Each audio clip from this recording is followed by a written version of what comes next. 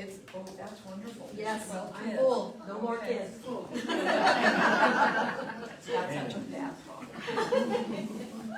Are you hoping to get in Okay. So, for those of you that just got here, this is Corbin Brasher. Yay! Needle felting artist of the month. So I'm just going to start off with Corbin is kind of tell us a little bit about your personal history, where you came from, how you got to be here, where do you live, all those kind of things. Well, that's a complicated question. I grew up in Virginia and moved out west when I was 19 and found my way to Oregon, went to college in Washington, and then found my way to a little town called Williams in the Siskiyou Mountains, and have pretty much lived there during the school year. I'm a teacher. I teach at a little, right now I teach at a little homeschool cooperative called Siskiyou Roots, and it's at a place called Pacifica that's 420 acres. So we run around in the woods, and I also work with the public school kids. And so I ended up in Williams in the school year, and then found my way to this magical piece of land on the South Fork of the Smith when I was about 22, and ended up falling in love with that land, and became a land partner there, and have lived there every summer since. And my son was raised there, and we spend every summer living kind of feral and mostly outside, and we have an outdoor camp and kitchen, and I spend my time walking the river and finding treasures, and they speak to me, and that's kind of where all of this started. And then a few years back, probably about 5 or 6 years back, I fell in love with Port Orford as well. So we now are part-time there, and I'm looking forward to moving more to the coast. And my art has sort of incorporated more kelp to accommodate that journey into more of a coastal land. So, yeah. So how did you get started with needle felting? Well, we had a little arts guild in Williams, and I had previously worked with paper mache, so I really liked the 3D. I definitely was more of a sculptural. I was part of a mask theater group, and we made big masks out of paper mache that we performed in and things like that. And so I knew I liked to work 3D, and something just told me to take this class. I saw it, it said needle felting. I knew nothing about what it was, and the internet was barely a thing. It wasn't even like I could look it up really, because we had dial-up and it didn't work, and we lived in the boonies, and I was like, all right, I'm just gonna take it. There were no pictures. It was just like, make a magical being. And I took this class that was taught by Ayala Talpe, who was one of the original, she's sort of credited with bringing the gospel of needle felting to the world, so to speak. And she was just this lovely teacher and so fun, and I just took that one class and was like, whoa, it was just so amazing, to the flexibility of the medium and how forgiving it was, and how instant gratification. In one afternoon we made teddy bears, and I was hooked. And so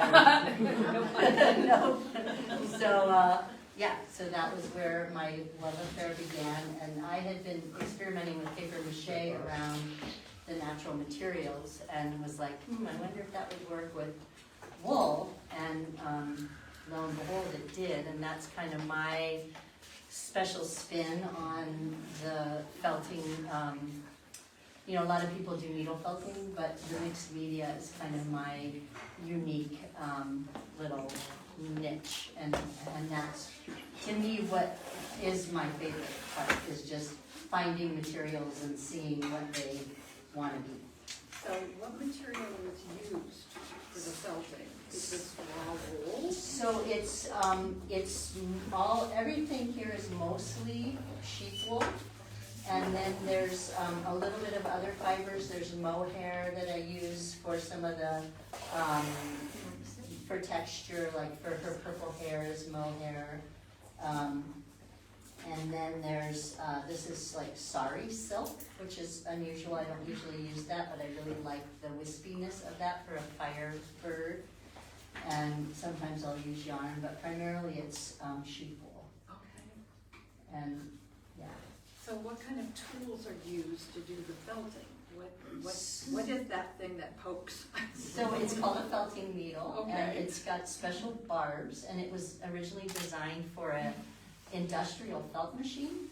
So the felt machine, it's got a little notch, and it's made to have thousands of them, and they make upholstery and things like that. And you know, probably 40, 35 years ago, somebody had figured out how to pull one out and use it as a sculptural tool, and that's. And so I felt into a piece of, you can either use foam, or I like to use another piece of like felted work surface to felt into, so I don't poke myself. Yeah. And we're really blessed locally to have, Tina in Crescent City has a little mail order company called the Felted U, and a lot of my material comes from Tina now that I know that she's here, and she's got a tremendous assortment of, she's kind of like really amazing. It's like the candy store for felters, you know, every color, because it's a certain type of wool that works really well for needle felting that you don't normally find in, like, say, most yarn stores. They'll carry roving, which is more geared for spinners. But like Tina's more geared for needle felters, so she's a really great source for my material. What's the difference in the wool? It's texture, so and it's the way it's carded. So you can buy like needle felted wool. Wool that's good for needle felting is more species of different kinds of sheep that have shorter fiber. So it wants to stick together easier.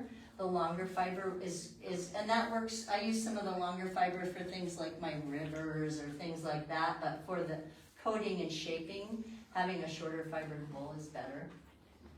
And you're able to get that locally sourced. And that's either locally sourced or through Tina. So there's a woman in Langlois that I buy a lot of my wool from also.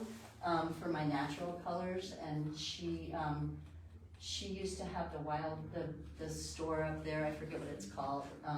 It was right in Langlois, but now she just has her sheep. And so do they come in these colors, or do you dye them? No, I buy them already dyed. I used to dye them, some of it myself, and I don't have time anymore, except for some of the natural colors, like.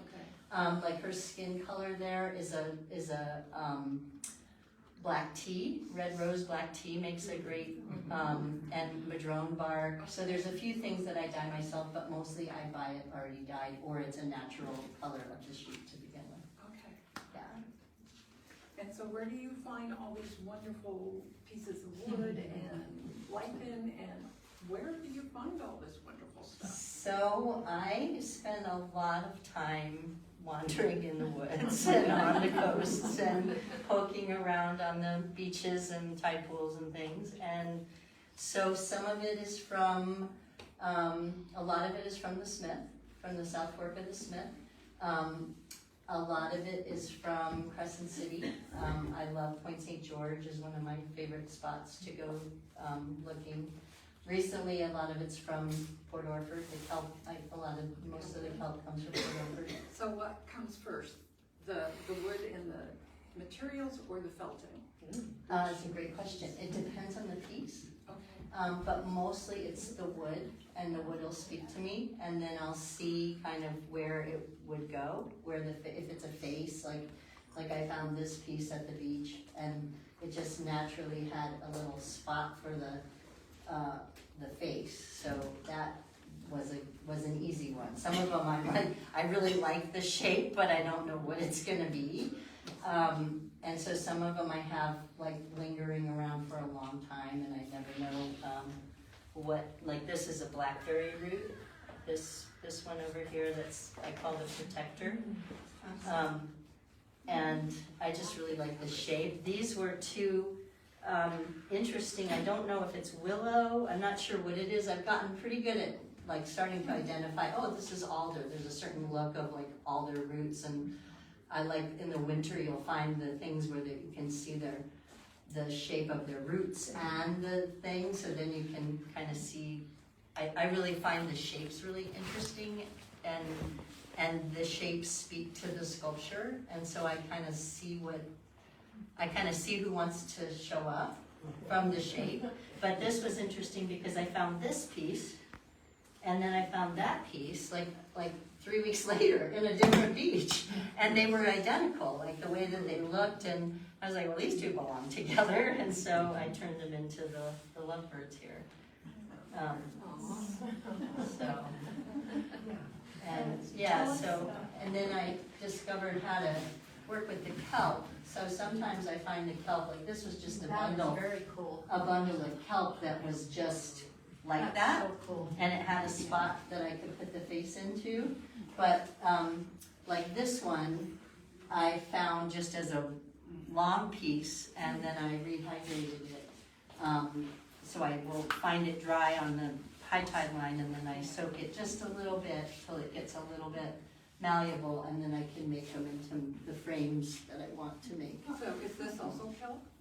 Yeah, so this is just an interesting piece I found in the tide pool area, and it had been weathered, and it had turned white, and it just looked like a mermaid tail to me, so that's what it became. Now, does the kelp have a scent to it? Does it smell or? No, once it does if it's not cured properly. Okay. And so when it's, haven't had great luck of harvesting it fresh. Okay. So it seems to do best if it's, and if anybody here is a kelp basket weaver or anything like that, I'm just kind of experimenting, so there might be some reason why or something I'm not doing right. But what I've discovered is finding it already dry and then re-wetting it. It's got a cure on it, and it stays cured, and then I'll put it, once it's wet, I'll shape it and then put it right in my wood stove or right on the dashboard of my car where it's really warm. and then it just bakes, and then it's like rock hard, it doesn't smell. Cool. But whenever I try it and it's not quite dry, it doesn't, it smells. So it's kind of there's a just right, That's It's very cool. it's the bulb that has gas in it, Oh. and so when you get it fresh, It then hasn't that bulb outgassed yet? outgasses. Discovered that. So it's best Voice of to get it experience while there. it's been sun dried, Yeah. and then you Oh. can read. Okay, Yeah. good to know. Yeah. So Corbin, tell us about these little critters over here.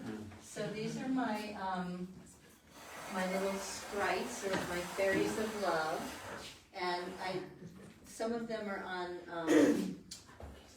are like a mobile. So like these three go together, and then and then these are also a mobile, and Those are darling. they I love their legs and arms. They're And, so cool. and to me, the joy of these are mostly their individual driftwood roots that I find, and I wire them together inside to become their bodies. And so, if you were to look inside under the wool, there's armature wire kind of strategically holding them together, and then I layer a whole bunch of wool. There's a certain technique that I have to wrap the wool until it gets like enough chunked up to where I can then use my needle, but they take a really long time because you can't get your needle straight in. You have to do this little sideways thing because of the wood. So I try to find ones that I just really love if I can find the articulation of just their movement. Like that just makes me so happy when I can, they just make me happy. I don't know, they're fun. And so they all have different personalities. Sometimes I don't put faces on them. I find that when they get their faces, they become personalities. and they have, you know, they become like they should have names, and they have like wool. But then sometimes I just want the energy of like the joy of Right. the, you know, the Those are movement. perfect. And sometimes I don't do any faces, and they're just, you know, just that magical like sprightness. And I then- love their little butts. And then, yeah, I just love it's really fun. Or big butts, yeah. Yeah. So, and the more movement I can get with the different routes, the happier I am. So that's kind of my, So, I've noticed on several of yours, you have this circular pattern on the pieces. Is there significance to that? No, not necessarily. It's kind of just like earth wild, you know, growth symbol to me of just kind of, there's a lot of spirals in nature, and it's just sort of a, yeah, just fits. Naturally Yeah, evolves. yeah. So Question? I know absolutely nothing about needle felting. So is there heat or anything like that? It's just the process of I the just needle poke with it. the, Mm-hmm. so you don't set it afterwards, or?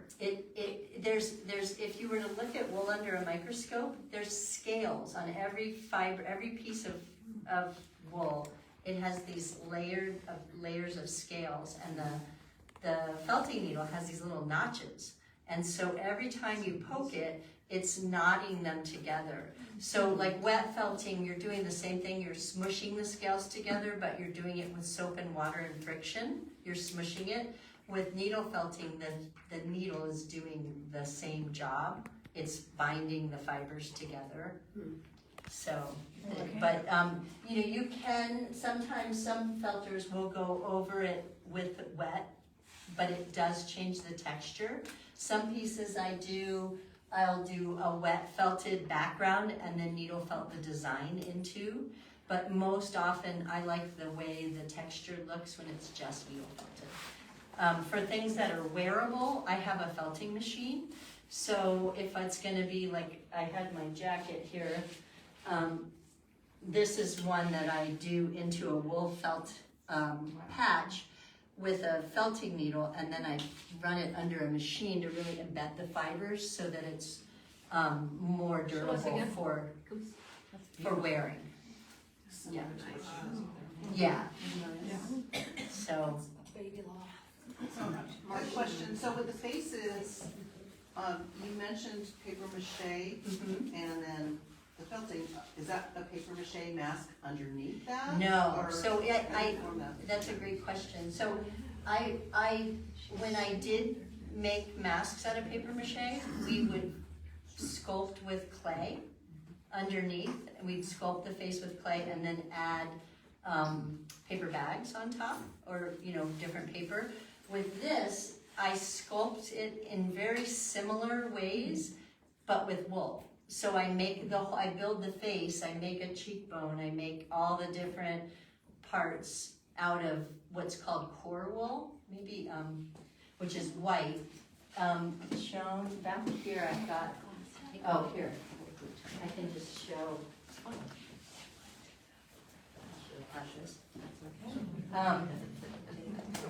So this is my studio right here. So this is the pad, Wool Buddy, and this is what is called core wool, and this is what's inside everything. So like if I was going to sculpt, I would take this, and this is my felting needle. This is what they look like when they are in the machines. So with a little notch, and then I have this one that has a handy dandy nice little handle on it. But then, like say I was going to make a face, and I wanted to make the cheekbone, I would tuck the core wool in, and then there would be my cheekbone, or this would be my booty, like a bun for a little booty. And then I would have, like say I would have probably already built up just a flat wool base, and then I would start building in. So it just attaches automatically to whatever the base is, So right? then I would attach it to this wool base, and then that I would probably have gotten enough of that core wool of this part to be just the right size to fit into that notch. And then once I have it all shaped in the core wool, then I would start to add the colors. And so I layer the color on top, just a thin layer of color. The colored wool doesn't sculpt as well as the white wool, the core wool. That's why we use the core wool underneath. The core wool is really short fibered. So like when I pull it apart, it just pulls right apart, but it sticks together really well. And so then I would shape, and cover it with like something like this. This is the wool that I get from the woman in Langley, and I really like this for, because it matches a lot of my driftwood, and I like to try to have it be as seamless as possible when, the driftwood to the bodies. So a lot of my wool, a lot of them are this color. And then, so then I would lay this on top of the white wool that was already sculpted. And then I make eyeballs and pupils and irises, and so it's a lot of detail. And then the eyeliner, and then the lips, and all the things. So how they many? take a while. So I just want to point out, when you look at a face like this, this is not painted on. That's all felt, the colors, the highlights. Now, what about your lips? Do you use pan or chalk or? No, that's a pink that I blend. So I'll take what I like to do with the lip color so that it doesn't look like they're wearing bright lipstick, is that I usually will take a pinkish, and blend it with Okay. my skin tone and that kind of, and I just sort of blend it like that, and that tones it Is down. that Ramsey-Dale or is that BFL? Well, do you know what your color This, is? Yeah. this one? Or is that a merino? This one is one from the woman in Langley, and it's from like Daisy the sheep. I don't know what she is. But I bought a whole bunch for her a few years back because I was doing these giant. I had was part of a outdoor installation in Ashland. They had a bunch of different during COVID. I forget what it was called, but it was through the gallery there in. Which one? The one at SOU. Oh, the Schneider. Schneider Yeah, Museum. Schneider Yeah. Museum did one, and it was, I can't remember what it was called, but it was a bunch of installations all over town and up in the mountains. And so I did one that was at Science Works with these big life-size dancers like that, only they were dancing in a tree, and so I needed a lot of this to cover them. And so she, bless her heart, I think this was actually Daisy and like Myrtle parted together to get them to just the right shade. And Doesn't know so the catalog I'm, number, but she knows. yeah. Well, it looks like BFL. I'm wondering, just because of the color. And what's BFL? It's a breed of sheep. Uh-huh, Blue Leicester, uh-huh. I think it is. Blue face Leicester. Okay. I'll have to look it up because I'm running out. Shannon knows the type of sheep, But- Corbin knows their names. Yeah. So if anyone's interested, Corbin is going to be doing a workshop in May. Woo! Already got one signed. What are you gonna teach at this one? We're gonna do love bugs. Oh, okay. So we're gonna do, Is that a banana bees. slug? Yes, yeah.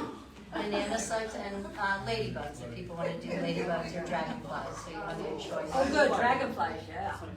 And there may be time in the time to do two bugs. So, and I do have a mailing list if anyone wants to sign it for other classes. I know I'm scheduled in May for here, but I do teach frequently in the area. So Where's that list at? Where do you sign? I have one right Oh, over okay. here, and so yeah, She's when got it. Aren't those cute? I love the little eyes on there. So make sure you keep track on manlyartcenter.com for upcoming programs and workshops. You can actually register for hers today. So, You can actually sign up for Corbin's class right now, today. And I did mention that when I said Jay had signed. Yeah. And he's already signed up. Thank you. Any other questions? Come on, guys.